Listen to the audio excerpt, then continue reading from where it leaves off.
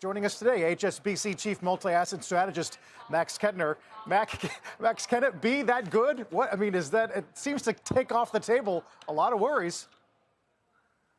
Yeah, I would echo what your colleague just said, right? Like we've worried about a load of things over the last couple of months. Rates was one of them. The government shutdown was the latest one, right? We had a couple of worries also, not only about inflation or the government shutdown, but perhaps really around earnings as well. But really what we've seen also in the earnings season now, right? The reporting season for the S&P has been rock solid.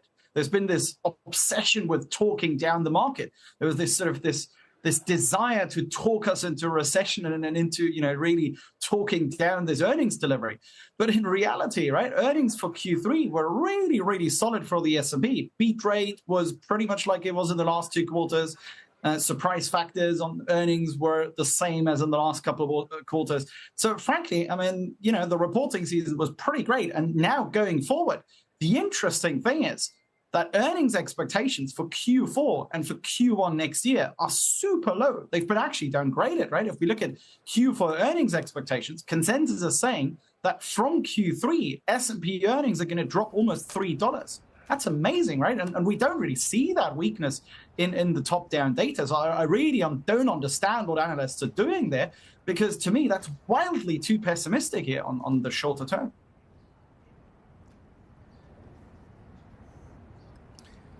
Max, at this point, do you think the market would reward weakness in the job market if we saw the average run rate of employment drop, maybe go negative at some point? Are we rooting for that in some ways?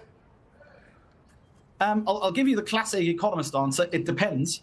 And I'm going to talk for the next 10 minutes without saying anything. No, I'm not going to do that. So look, I guess it depends really on the weakness of those job data, right? So if we're going sort of decelerating in NFPs from sort of 150 to 100 or perhaps 75, that's great, right? That's still really, really solid. That's still okay, right? That's still okay, really, in light of such high real rates and the strain that has been really put in by the Fed into the consumer and into corporate households. That's still really good. If we're dropping from 150 plus to minus 150 within 2 months, then things are different, right? Then we're suddenly going not from the sort of what you talked about, the bad news as good news paradigm, but we're changing straight into the bad news as bad news paradigm, right? We don't want to do that. So it depends.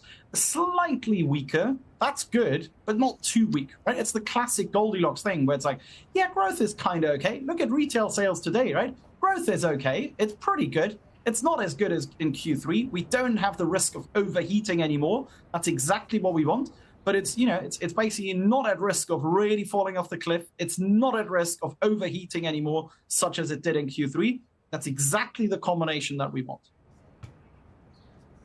But we are also at the same time, Max, monitoring rising delinquencies on credit, on auto loans. There's student loan payments have resumed. The high rates are still making their way to the consumer. What is the credit card rate now? 20%. So at some point, the consumer is going to weaken. At what point do you worry, though, about the soft landing scenario and the job market? Yeah, look, I think what we're seeing now in terms of the delinquencies, so number one, for example, if you look at auto loan delinquencies, I think there's been obviously sort of a one-off push in demand straight after COVID because people were scared of, traveling, using public transport and so on. So instead, we were basically snapping up cars and used cars, right? That's where the shortage came from. So perhaps that's elevating auto loan delinquencies a little bit artificially right now compared to history. The same thing goes for credit card delinquencies. When we look at credit card delinquencies over the last 10, 15 years, then yes, the uptick looks a bit scary, right now, what we've seen in the last year and a half. But if we put it into context, where we were before the financial crisis, we're nowhere near where credit card delinquencies were even before the financial crisis on average, not even talking about the peak, right? I'm talking on average before the financial crisis. We're still way, way, way off those levels. So, it will take more time until the consumer really does feel some real strain. When can that come? I don't think it's going to be in the next 2-3 quarters. The simple reason is because both earnings forecasts, but also top-down GDP growth forecasts for the US continue to be really, really low. As long as that continues, we're basically having still this really low hurdle rate and this really low bar to beat.